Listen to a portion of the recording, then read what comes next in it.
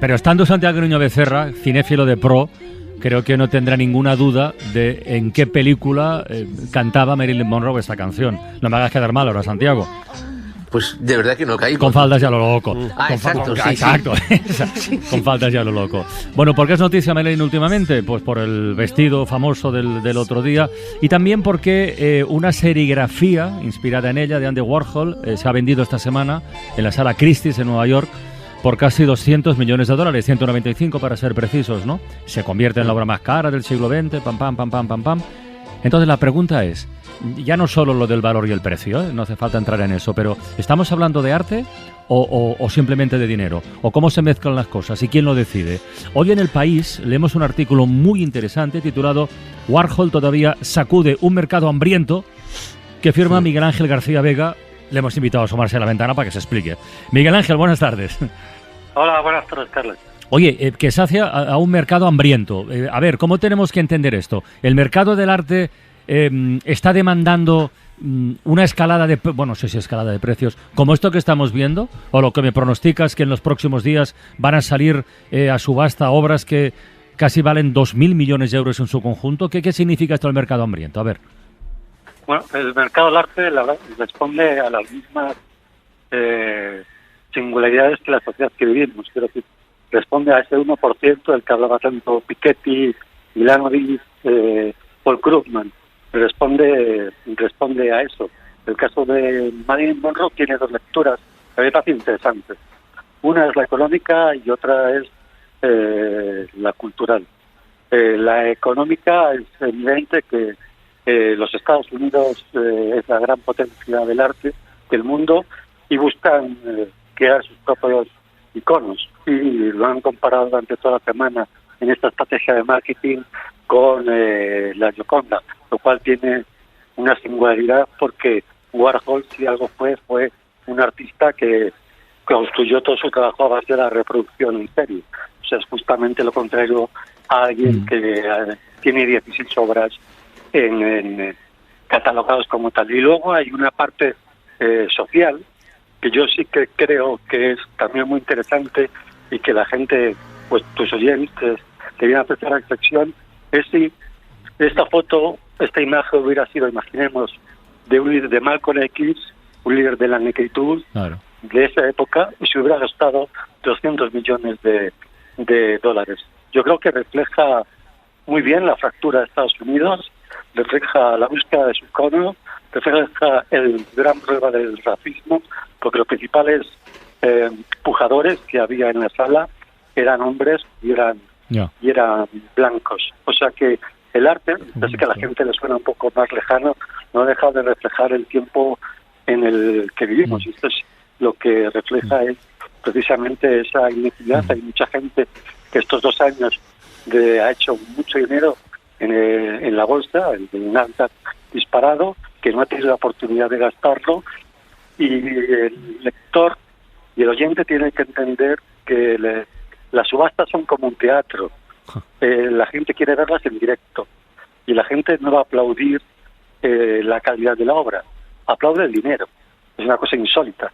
No aplaude de la obra, no aplaude lo que representa en el mundo del arte, aplaude la cifra que consigue, lo cual yo creo que solo en la bolsa como tal se da un fenómeno de esta naturaleza, ¿no? Miguel Ángel, explicas en el artículo que ahora mismo hay mucha especulación en todo este mundo del arte, sobre todo con pintores negros y con mujeres. Sí, es precisamente por eso, porque refleja este cambio social y cultural que está ocurriendo. Uno lo puede mirar muy fácilmente si nos encontramos, por ejemplo, en California. La gran industria de la música, los productores son fundamentalmente productores negros que están comprando sus artistas y defendiendo su historia. En Silicon Valley cada vez hay más mujeres en puestos de alto poder adquisitivo y de alta responsabilidad, que también están reclamando un tipo de artistas, mujeres, que han estado olvidadas, que han estado aparte. Y entonces es una forma, digamos, de recuperar esa parte de su relato. Hay museos, por ejemplo, como el de Baltimore, que están vendiendo muchos artistas europeos. Pensemos, por ejemplo, en Richter, que es muy famoso, para poder conseguir dinero para comprar artistas negros que no están presentes en su museo. Teniendo en cuenta que en Baltimore el 80% de la población es negra. Quiero decir que los museos y las colecciones tienen que estar entrelazadas con la sociedad a la que pertenecen. Miguel Ángel, suele decir Santiago Niño Becerra que en el mundo sobra dinero. Tú vas más allá y dices que hay dinero, que hay ganas y que hay trofeos. Apuntas que incluso en las próximas semanas se va a hacer subastas por casi 1.900 millones de euros. Sí. Que va a salir un Picasso, que Sotheby's viene con Bacons y Thromblis, que Phillips viene con Basquiat a 66 millones. Pero no tiene que haber mucha gente, o sí, que tenga más de 100 millones para pegarse en una subasta en público, ¿no? Sí, hay un puñado de coleccionistas que pueden pagar 100 millones, pero por debajo de esa cantidad, aunque suene muy lejano, teniendo en cuenta lo que vivimos en España. Hay muchos más, ¿no? Hay mucha gente. Hay en esas subastas hay precios de 50.000, 70.000, 80.000, $100.000, que para cualquier coleccionista es realmente muy poco dinero, aunque suena así de crudo decirlo, ¿no? Y sí, para esos precios hay compradores, porque son obras que, sabes que lo más seguro es que se revaloricen. Es complicado que bajen de valor, y es una respuesta a este mundo en el que ese 1%, incluso en la pandemia, se ha vuelto más rico que antes, ¿no? Pues antes te dirigías a nuestros oyentes. Yo he hecho el cálculo, quiero decir, para una fortuna como la de Elon Musk, por ejemplo, gastarse 195 millones, pues es como para una persona que tenga unos ahorros de 30.000 euros, gastarse 30.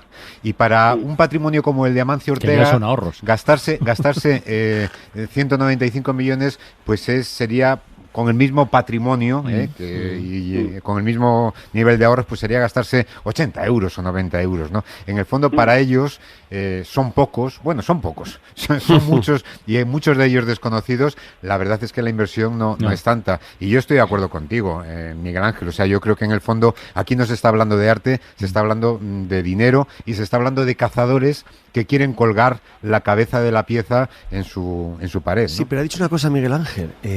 Estamos hablando de 190 millones de euros por una serigrafía. Sí. Es decir, no es una obra original con sus matices, sus colores, su tiempo. O sea, está hecho en serie. Sí, forma parte de una serie. Forma parte de una serie. Esta es la Marilyn Rosa, si no me equivoco. Sí, es una serie. Sí, es una serie. Pero fíjate que el resto de esta la ha comprado Larry Gagosian, no sabemos muy bien, es uno de los grandes marcantes, es Angelino, es blanco.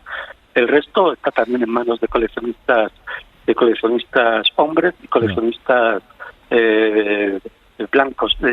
Yo creo que Estados Unidos tiene este enorme problema, que seguramente empezando muchas veces el programa del racismo. Para mí, este icono, esta blue chip, esta obra trofeo, no deja de representar también esa fractura que, por otra parte, y con dinero, están repitiendo un poco, para mí un poco tristemente, el mismo modelo que ellos critican, pues también están intentando, digamos, igualar las mujeres y los negros masculinos de Estados Unidos. Muy bien. Miguel Ángel García Vega, oye, compañero, muchísimas gracias por este ratito en la ventana. Un placer. Hasta luego, buenas tardes. O sea, Santiago, con esto que acabamos de escuchar, esa teoría tuya de que sobra el dinero se ve, en fin, reconfirmadísima, ¿no? Sí, pero yo me voy a centrar en el aspecto económico. Es decir, hay fortunas, estoy totalmente de acuerdo, que para las que 200 millones de dólares son para otro, como para nosotros 20 euros. O sea, totalmente de acuerdo. Lo que pasa es que no nos olvidemos que estas personas no malgastan o no suelen malgastar no $1, un centavo. Es decir, hay un componente inversión en este tipo de adquisiciones. O sea, ¿cómo comprar un piso? Pero porque el arte no se devalúa nunca. El arte no lo sé. Hay una serie de artistas que nunca jamás se devalúan. Es decir, Warhol es uno de estos artistas. Es un icono. Warhol es un icono. Warhol llena museos. bueno, como otros, ¿no? Y entonces invertir en las obras de estos artistas, pintores, escultores, etcétera, etcétera, es una inversión, incluso para gente multimillonaria. Con lo cual, claro, evidentemente, en fin, estas inversiones no se espera que se deprecien, y tampoco se espera que esta persona que ha hecho esta adquisición mañana la vaya a poner a la venta. Tampoco se espera esto. Bueno, o espera, Santiago, o espera 6 años, como dice en el artículo Miguel Ángel. Hay un empresario japonés, un tal Maezawa, desembolsó 54 millones de euros hace 6 años por un Basquiat. Este es el mismo que sale la semana que viene. ¿Por cuánto? Sale de arranque por 66 millones. Claro. Ya le está ganando 10 millones en 6 años, ¿no? 12. 12. Lo que sí que me gustaría es saber, él ha dicho, Miguel Ángel, que había estado siguiendo la subasta, que eran todos hombres blancos, ¿no? Norteamericanos. Si en estas subastas se va a percibir la ausencia de oligarcas rusos. Lo que pasa es que en las subastas, yo por lo que sé, más importante es la gente que no está que la gente que está. Ya. Es decir, la gente que actúa a través de interpuestos, actúa a través del teléfono o de un ordenador, que se desconoce absolutamente quién es o quién está detrás, o muchas veces se ignora. Es decir, ahí, John, podían entrar los oligarcas rusos. Claro. Es decir, es posible que a través de sociedades interpuestas, pantallas, etcétera, etcétera, este tipo de obras acaben en manos de dictadores, oligarcas. No es mal lugar etcétera. para blanquear o guardar tu dinero, ¿no? No es mal lugar. Oye, como estamos internándonos ya en el terreno de la delincuencia, lo veo que estamos entrando en ese territorio. Hemos dicho, Santiago, tú no lo sabes, pero vas a hablar de economía y de mafia, ya verás por qué. En Italia, para que nos hagamos un poco la idea de conjunto, hay 4 grandes familias mafiosas, que son la Cosa Nostra, la Camorra, la Sacra Corona Unita y la 'Ndrangheta, que esta es de Calabria. Bueno, solo la 'Ndrangheta se calcula que mueve, iba a decir facturar, no sé si sería el verbo adecuado, pero vamos, digamos facturar, más de 40.000 millones de euros cada año. Por eso decía lo de los números y Santiago Niño Becerra, ¿no? Bueno, ¿la noticia cuál es? Se pensaba que hasta ahora esta mafia no tenía, digamos, una representación, un grupo organizado, sucursal, una empresa propia, una sucursal en Roma, en la capital. Bueno, pues sí la tenía y la acaban de desarticular. Marina García, buenas tardes, buonasera. Buenas.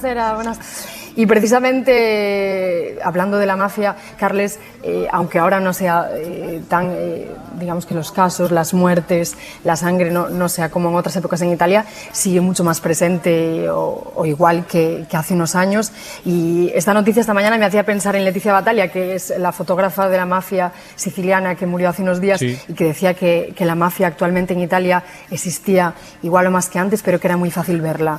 Pues la noticia que contamos hoy es el claro ejemplo. Vamos a escucharla hace unas horas en las noticias aquí en Italia. Un fiume di denaro, milioni di euro che dalla Calabria venivano riciclati in attività commerciali, soprattutto nel Lazio e in particolare a Roma. La operación de la Fiscalía Romana, coordinada con la Fiscalía de Reggio Calabria, terminaba con 43 detenidos en la región de Roma, en el Lazio, y con 35 en Calabria. Y saltaba esta noticia hace unas horas que tiene un valor muy representativo, Carles. Oye, espera, la escuchamos un poquito. La direzione distrettuale antimafia di Roma che ha avviato le indagini, 34, quelle della procura antimafia di Reggio Calabria. A ver si decía 'Ndrangheta, no lo dice, da igual. La mafia calabresa, podríamos decir, por lo que factura, que es la 4ª o la 5ª empresa de Italia, ¿no? Además tiene filiales o sucursales, ¿no? En España, desde luego, en Australia, en Canadá, en Bélgica, en Holanda. ¿Cuál es el secreto de tanto poder, Marina? Bueno, en fin, ya sabemos lo que es, la extorsión, el secuestro y tal, pero en esta en concreto, ¿cuál es la clave? Es muy particular el caso de la 'Ndrangheta porque es la más poderosa, ha superado a la histórica mafia siciliana, la Cosa Nostra, en cuanto a ganancias, porque tiene una estrategia muy clara, es mucho menos violenta, es esto que decía hace un momento, no hay tanta sangre, no hay tantos casos de asesinatos como en otro momento en Italia, y es muy silenciosa, eso le permite establecer, tú lo decías, en todos los continentes del mundo, negocios a lo largo y ancho del planeta.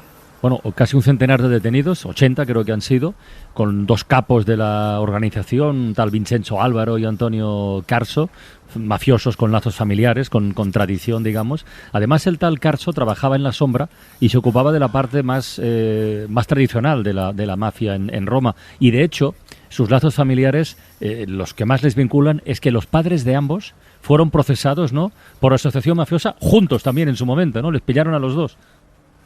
Sí, además hay bastantes escenarios protagonistas aquí en la capital, en Roma, porque uno de los lugares protagonistas es el Café París, que es un símbolo también turístico en la capital, que fue destapado ya hace unos años porque tenía vínculos con la mafia, y es precisamente así como funciona. Decenas de negocios en la capital, sobre todo en el mundo de la restauración, decíamos este bar tan conocido, pero también pastelerías, restaurantes, pequeños bares que usan como tapadera, y no solo eso, aquí se reunían también con emprendedores, con médicos, con parte de la burguesía romana, donde establecían sus lazos, lo que hace que hayan pasado de tener un simple satélite o pequeñas personas que delinquían aquí a que sea verdaderamente un sistema estructurado. Y yendo a los lazos familiares que tú decías, sí, porque funcionan igual que funcionan en Calabria. Son personas que forman parte de las mismas familias, son primos, incluso en los rituales.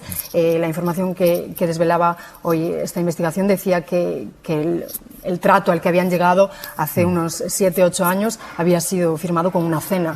O sea que al más puro estilo de la idiosincrasia mafiosa. Santiago, no sé si tienes tú ese dato, pero claro, este tipo de organizaciones, todo el dinero que mueven, todo el dinero es negro, quiero decir, o una parte ya está blanqueado, buena parte está blanqueado, y por lo tanto aporta algo al PIB de Italia en este caso, ¿no? Sí, a ver, antes de eso, permíteme un dato para un poco situar a los oyentes. Esta organización, la 'Ndrangheta, que habéis comentado que factura, entre comillas, al año 40.000 millones, factura el doble que Mercadona. Ostras. El doble que Mercadona en un año en España. ¿Vale? Bien. Sí. Tu pregunta. Sí, a ver, el dinero que genera este tipo de organización, curiosamente, desde el último, bueno, curiosamente no, evidentemente de una forma organizada, cada vez es más blanco, cada vez es más legal. Claro. Cada vez depende más o está relacionado con actividades perfectamente sociales, legales, etcétera, etcétera. ¿Por qué? Bueno, pues porque evidentemente estas organizaciones cuentan con asesores excepcionalmente buenos, despachos de abogados de primerísimo nivel, y entonces, claro, les asesoran de que es mucho más fácil pasar desapercibido en una actividad blanca, legal, reconocida, etcétera, etcétera, que no pasando contrabando a través de las montañas, evidentemente. Claro. Y entonces, claro, si alguien recibe una empresa o una persona recibe un pago, recibe un dinero, una actividad en negro, o a través de una actividad en negro, ese dinero, al gastarse en la sociedad, genera PIB en Italia, en este caso, de una forma totalmente legal. De hecho, hay una serie de países, España es uno de ellos, que cada año estima una cantidad generada por la prostitución y el contrabando. Si no recuerdo mal, en España está sobre los 3.800 millones de euros. El Reino Unido roza los 10.000 millones. Es decir, se supone, a través de estudios, evidentemente, de que el dinero, aunque su procedencia sea oscura y no pague impuestos, se gasta gran parte de él en actividades legales blancas que contribuyen al Producto Interior Bruto. Santiago, esta es una de las razones... Perdón. Sigue, termina. Sí, esta es una de las razones que se dan para legalizar la marihuana, por ejemplo. Vale, que te iba a decir casi adiós, pero que Marta del Vado levanta... Oye, que está lo de los robots funcionarios, que no lo hemos comentado. No, sí, es verdad. Claro, es que como siempre este tema de la robotización lo comentamos con Santiago, y antes han mencionado John. La tendencia es robotizar las teleoperadoras con las que veníamos hablando, las teleoperadoras, y también lo van a hacer los funcionarios públicos, Santiago. ¿Esto cómo va a funcionar? Sí, esto desde luego luego yo cuando leí esto me quedé 2 minutos mirando al techo y pensando, Estamos hablando de que la robotización de las funciones públicas llevada a sus extremos puede llevar al ahorro, digámoslo así, de 1 millón de funcionarios. 1 millón de empleados públicos, con claro, porque hay muchos trabajos que son rutinizables. Es decir, lo más fácil de automatizar las maquinitas de Sistiaga, las maquinitas que decía antes John, ¿verdad? Claro. Sí. Entonces, claro, con otra ventaja añadida de que un robot trabaja 24 horas al día, 7 días a la semana. No se pone enfermo, no reivindica, no pide aumenta los salarios por productividad, etcétera, etcétera. Vale. Lo hemos entendido. Santiago, hasta la próxima semana, amigo. Muy bien, Carlos. Venga, hasta luego a todos.